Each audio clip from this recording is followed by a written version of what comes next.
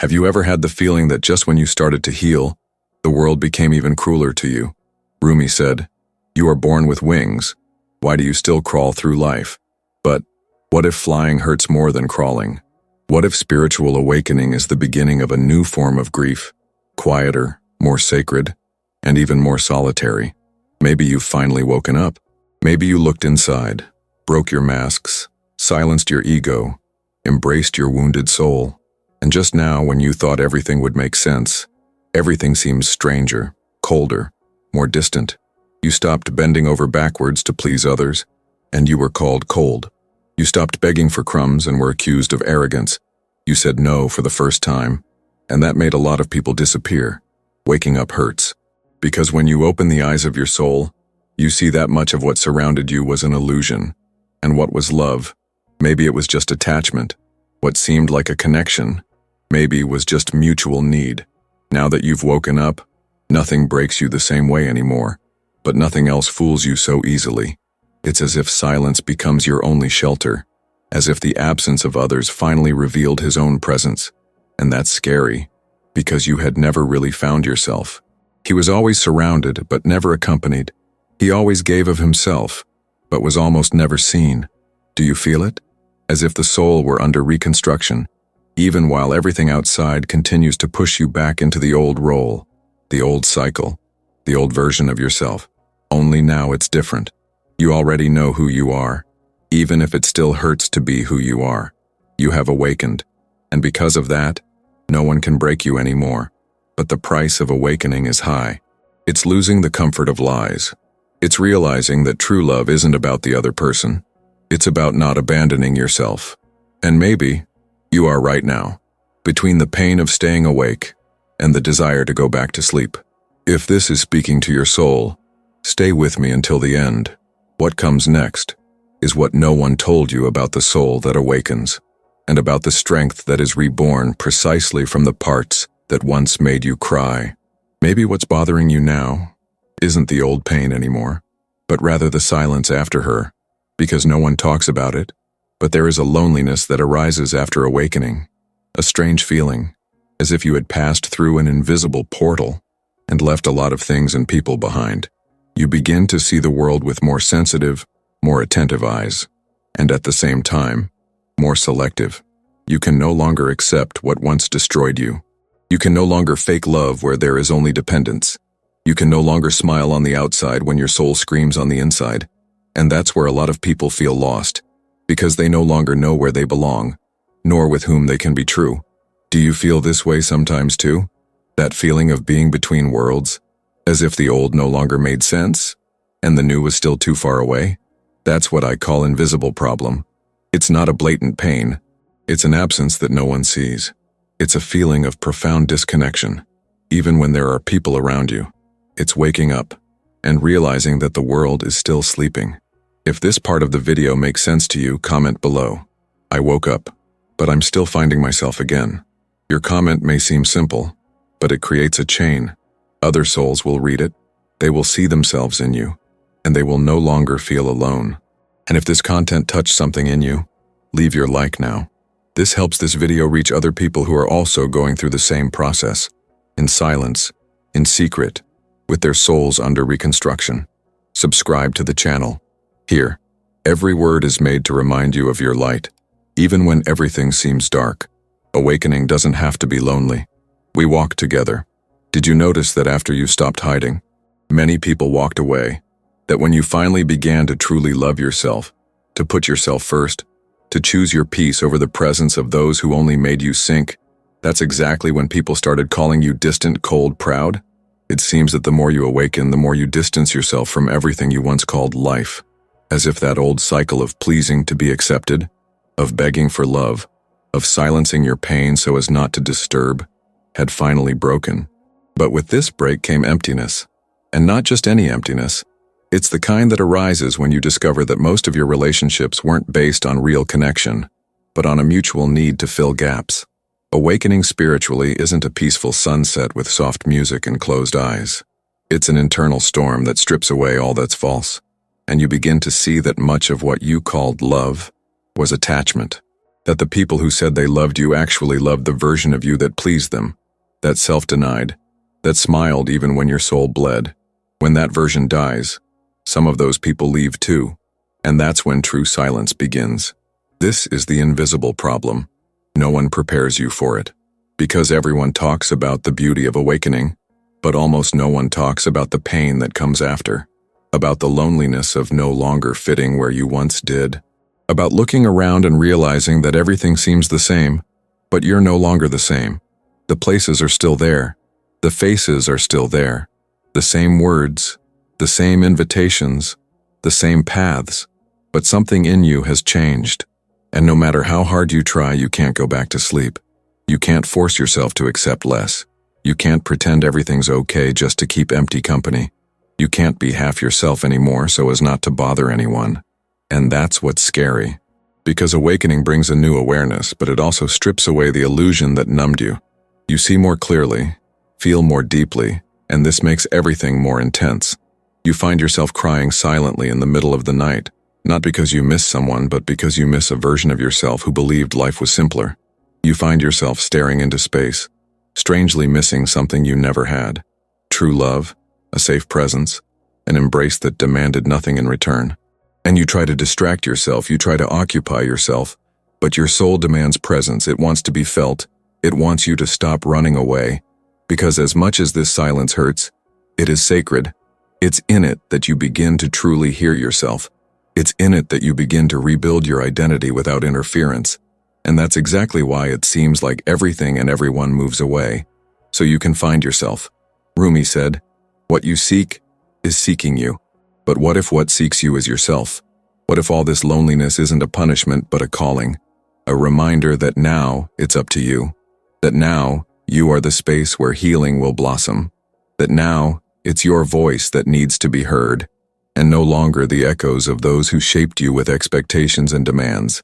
Yes, waking up leaves you lonelier, because not everyone is ready to walk alongside someone who refuses to live asleep. Not everyone can handle someone who is no longer afraid of losing what is false.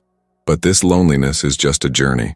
It's proof that you are ceasing to be who the world wanted you to be, to become who your soul has always been. And that's why you feel this constant discomfort, this longing for what you haven't yet experienced, this desire to get away from everything and, at the same time, the desperate desire to be found by something that finally makes sense. It's the paradox of the soul in transition. It no longer feeds on the old, but it hasn't yet received the new. And in the midst of this gap, everything seems confusing, dense, endless. But even without knowing it, you are exactly where you need to be. Because it is at that very point where no one understands you, where everything seems suspended, where silence surrounds you, that true strength begins to emerge. A strength that doesn't shout, that doesn't flaunt itself, that doesn't need to prove anything. A strength that simply is, and when it emerges, no one will be able to break you. If you've made it this far and felt like this video described exactly what your soul is going through, write in the comments, "I woke up and I can't go back to sleep." This way, anyone who is also on this journey will know that they are not alone. Awakening spiritually isn't what many think. It's not opening your eyes and seeing everything more beautiful, lighter, more peaceful. Awakening, in fact, is facing chaos with lucidity. It's having to observe, without filters, all the lies you've repeated to yourself for years, the ones that kept you functional, strong, and adapted. Only now, they no longer serve you. They no longer fit within the space your consciousness is trying to occupy, and so, they need to crumble. But when everything you believe to be true begins to crumble, it's impossible not to feel fear. It's impossible not to ask yourself, who am I, now that I can no longer hide behind old pain? Rumi said, "The wound is the place where the light enters, and this light, sacred as it may be, can also be brutal, because it illuminates corners you'd rather keep in the shadows. It shows you that the love you swore was everything was perhaps just a way to distract yourself from your own loneliness, that the relationship that held you captive also spared you the silence necessary to find yourself, that the pain you carried so proudly was, in fact, armor to keep you from feeling your deepest vulnerability. Awakening is unmasking yourself. It's seeing that much of what you experienced was motivated by fear, not truth. That behind your efforts to please, to be strong, to not disturb, there was a wounded child trying not to be rejected again, and that this child, though invisible, has guided much of your decisions to this day. It's painful to realize this. It's almost unbearable to accept that your choices weren't as conscious as you believed, but it's necessary, because only from this unfiltered perspective can true transformation begin, and this is the spiritual root of your pain. It's not just in what was done to you, it's in the way you learn to deal with what was done to you. It's in the patterns you created to protect yourself, which have now become prisons. It's in the rigidity with which you repeat behaviors that no longer serve you. It's in the constant effort to control what can't be controlled. Because, deep down, you still try to avoid feeling what needs to be felt. You still try to escape the emptiness with distractions. You still try to avoid silence, because that's where everything you don't want to face resides. But spiritual awakening doesn't accept escape. It demands presence. It doesn't want you to run from pain, it wants you to go through it. Because it's by going through it that you discover it wasn't an end, but a passage, a kind of initiation into a new version of yourself, a more authentic, freer version, more rooted in the soul, and not in fear. But to do so, you must strip yourself bare of beliefs, of expectations, of everything inherited that no longer matches who you are becoming. You'll notice that the same challenges continue to occur, but the way you react begins to change, and this is proof of your progress. Whereas before, a look of contempt was enough to break you, now you simply observe and remain silent. Not because you don't feel it, but because you feel it consciously. You stop trying to change others and start changing yourself. You stop seeking approval and start seeking alignment. You stop wanting to be understood by everyone and begin to understand that not everyone has the capacity to see you beyond your former selves. This process may seem cruel, because it's not quick, it's not linear, and it's definitely not comfortable. But it's real, and what's real has weight, depth, and soul. With each layer that falls away, you feel like you're dying, and in a way, you are. The version of you that was created by pain is dying. The character that learned to please to survive is dying. The part of you that felt unworthy of being whole is dying. And with each part that dies, a new light is born. A light that needs no applause or validation. A light that simply is, and therefore illuminates everything around it. Rumi also said, "You have to keep breaking your heart until it opens." And that's one of the hardest truths to accept, because everything in us wants to protect the heart, shield it, keep it safe. But the soul doesn't want security, it wants expansion. And there is no expansion without rupture. There is no evolution without confronting the parts of you that still resist surrender. Awakening is, at its core, an act of courage. It's choosing to strip away everything that's comfortable, to live what's true. And if you've made it this far, perhaps you're beginning to understand that this pain you feel isn't a mistake. It's a messenger. It's trying to show you where you're still stuck, where you still repeat yourself, where you still sabotage yourself. It's pointing you precisely to the point where transformation is possible, if you have the courage to look. And looking with the eyes of the soul isn't just seeing, it's feeling deeply. It's allowing the pain to speak without judging it. It's allowing the sadness to manifest without blaming yourself. It's allowing everything to surface, so that everything, finally, can be set free. If you feel like you're in this moment of rupture, of unmasking, of looking inside with your soul naked, comment below. Pain doesn't scare me anymore. It reveals me. Because maybe, just maybe, another soul is reading this right now, waiting for a courage that only your comment can awaken. What no one told you is that there's a kind of strength that only emerges after the breaking. It's not the kind you learn about in books, nor the kind the world applauds. It's a silent, invisible strength that only those who have shattered themselves know. The soul that has gone to the depths and come back knows that it's no longer the end that scares you. It's the resistance to accepting that everything must fall apart so that something true can be born. When you faced your most intimate collapse, when you felt the ground disappear beneath your feet and yet you've kept breathing, something inside you changes forever. The pain still exists, but it no longer holds the same power over you. It may even visit, but it doesn't reign, because now you've learned to move with it, not against it. The most hidden yet most liberating spiritual truth is that no one can break you when you no longer need to be whole. This may sound strange at first. After all, We spend our lives trying to fix the broken parts, trying to appear complete, trying to present to the world an image of control, stability, and perfection. But spiritual awakening reveals that perfection is a prison, and that being whole, from the soul's perspective, is not being without cracks. It is being aware of each crack and yet choosing to walk with them exposed. It's when you understand that what makes you human isn't the absence of pain, but the ability to love even after being hurt, to trust even after being betrayed, to start over even after being abandoned. The hidden key to healing lies precisely there, in the space where you've already broken and decided to remain open-hearted. This is true freedom, because those who accept themselves as they are, with all their flaws and scars, no longer need to beg for external acceptance. Those who look in the mirror and see light in their own shadows no longer fear the gaze of others. And the most beautiful thing about all this is realizing that the more you surrender to this process of inner deconstruction, the more you strengthen yourself in layers that no one can see. And that's why on the outside you might seem quieter, more distant, more cold. But inside, there's an entire universe being rebuilt based on something real, solid, intimate. What was once noise has become presence. What was once need has become fertile silence. What was once fear has become direction.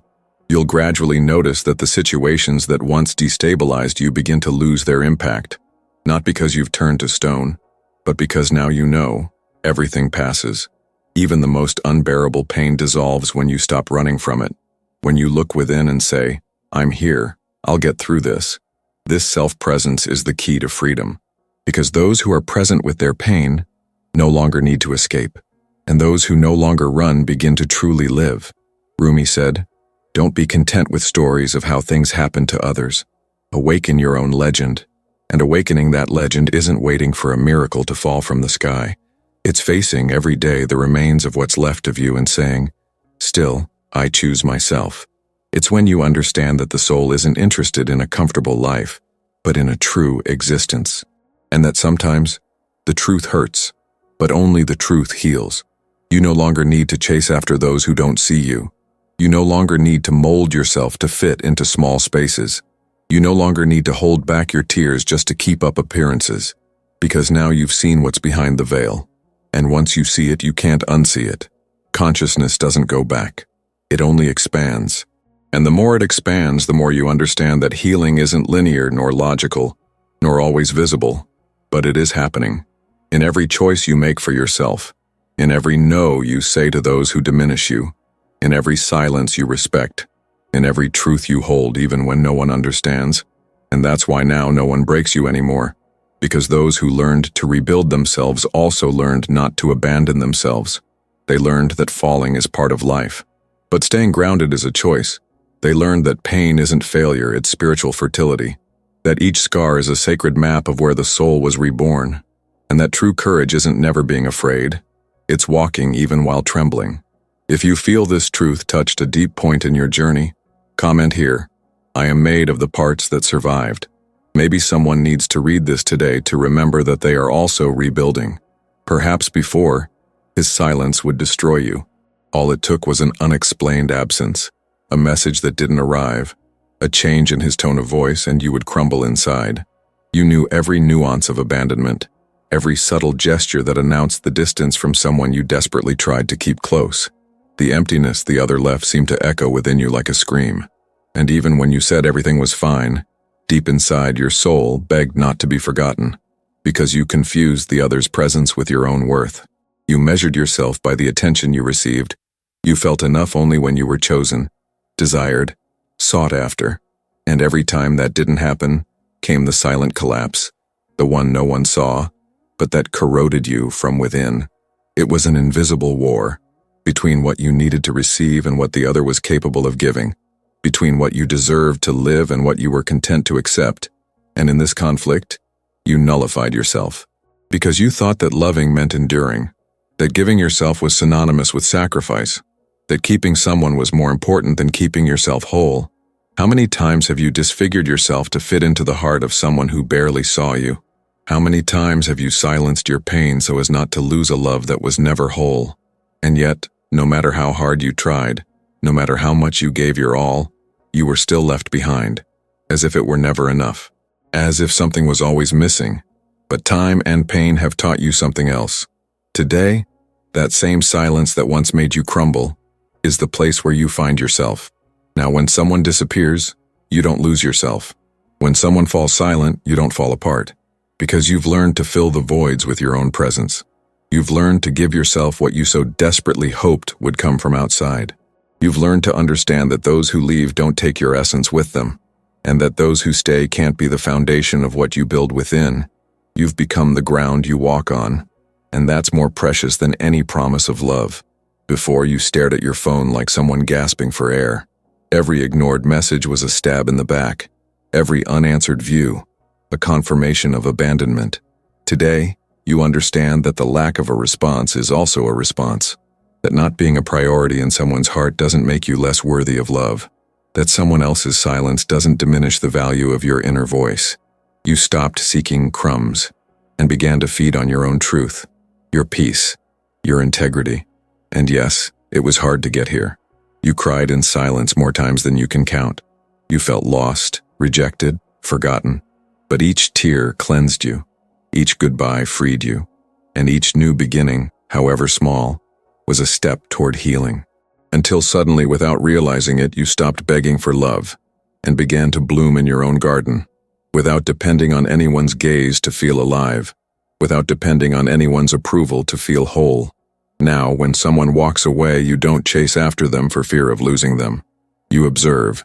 You respect their space, because you understand that losing someone was never the end. It was just the beginning of finding yourself. You no longer cling to someone who doesn't want to stay. And this isn't pride, it's awareness. It's self-love in action. It's the deep understanding that you deserve reciprocity, not emotional handouts. That you deserve to be seen with presence, not haste. You no longer romanticize relationships that hurt. You no longer idealize those who confuse you.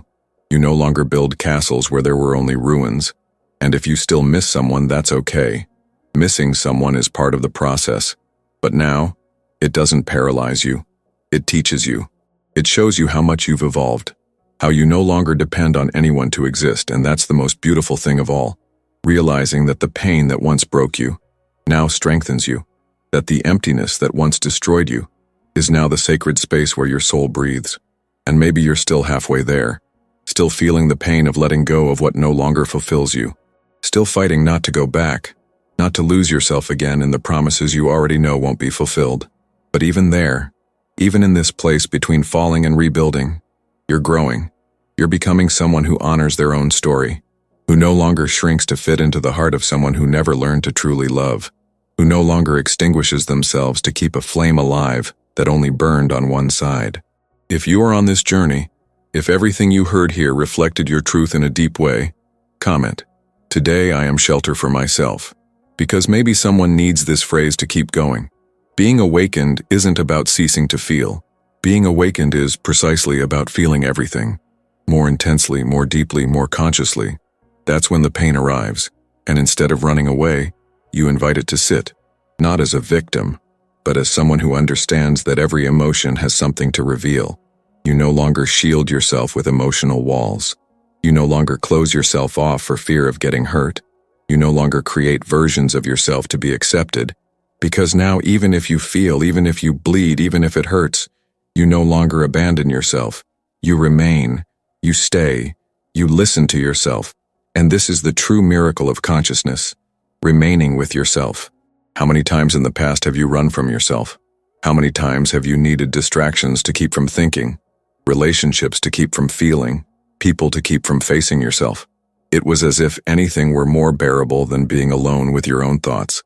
The silence was unbearable, because in it resurfaced everything you'd spent your life trying to bury: loneliness, insecurity, the fear of not being loved, the doubt that you would ever be enough. But now, something has changed. Maybe it still hurts, but the pain no longer defines you. Maybe you still feel vulnerable, but it no longer makes you feel weak.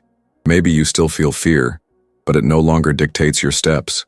Consciousness has become a beacon within you, a space of lucidity that shows you the way even when everything around you seems dark. And it is in this clarity that strength is born. Not the strength of those who never fall, but of those who have fallen 1,000 times and always risen more whole. Rumi said, "You were made to withstand the fire and rise from the ashes." And that's not a pretty metaphor. It's a spiritual reality. The awakened soul learns that pain is not the enemy. It is an initiator. It opens portals that the comfort zone never opens. It reveals parts of you that joy never accesses. Pain reveals your capacity for reconstruction. And each time you go through pain, you are reborn with more truth, more presence, more essence. A shift in consciousness isn't about changing the world outside. It's about changing your place within it.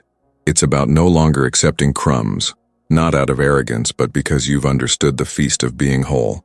It's about no longer settling for shallow relationships, because your soul now demands depth.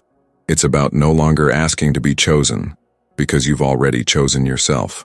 You've freed yourself from the need to be saved, because now you understand healing is within you. Relief is in your presence. Peace begins when you stop trying to be accepted and start accepting yourself. This doesn't mean everything will be easy all the time. Quite the opposite. This awareness makes you see what you previously ignored. It makes you feel what you previously numbed. But it also gives you something no one can take away. Roots. You become like a tree that even when the winds blow strong remains firm. Because it has deep roots. It has purpose. It has soul. You learn to stand your ground without shouting. To retreat without running away. To love without losing yourself. To say no without guilt. And most importantly, to say yes to yourself, every day. This shift is silent, but powerful. It doesn't happen all at once, but in small decisions. Every time you choose your peace over repeating a pattern. Every time you respect your intuition instead of pleasing someone else. Every time you look within and say, "I listen to myself. I see myself. I heal myself." It's in this space of inner listening that true revolution happens. Because it's there, deep within, that you find what you've always sought outside. Belonging, love, meaning. You are not untouchable, and you don't need to be. The idea of shielding yourself from the world, of not being affected, of never allowing yourself to feel again, is a trap of the ego. The soul doesn't want rigidity, it wants depth. And to achieve that, you must allow yourself to be touched. But being touched doesn't mean being controlled. Feeling doesn't mean losing yourself. Loving doesn't mean forgetting yourself. True strength lies in opening yourself up with awareness, in loving with discernment, in trusting without abandoning yourself. That's what makes you unbreakable. Not the absence of pain, but the choice to remain whole even with an open heart. You will continue to feel. You will continue to face challenges. You will continue to have days of doubt, of fatigue, of silence. But now, something in you has changed. Because even on the darkest days, you know you can get through. Because you've done it before. And each time you do, you come back wiser, more serene, more connected to your essence. This is the soul that awakens. The one that feels everything and yet chooses itself. The one that doesn't harden but roots itself. The one that no longer needs to prove anything to the world, because it has found meaning within itself. If this shift in consciousness is happening in you now, comment here. I choose to stay, even though I feel, because sometimes a phrase born from your courage can be the breath of fresh air that another soul needs to carry on. If you've stayed this far, it's because something inside you is awakening. Maybe you can't name it yet, maybe it still hurts, but now you feel it. And those who feel deeply are ready to be reborn. If this message touched your essence, if you felt seen, welcomed, understood, subscribe to the channel. Here, every word is meant to remind you of your strength, your light, your truth. You are no longer alone, and your journey is just beginning. Leave your like now if this spoke to your heart. And don't stop here. The next video appearing on the screen is the next step on this journey. It was made for you. Click and continue. Your soul knows the way.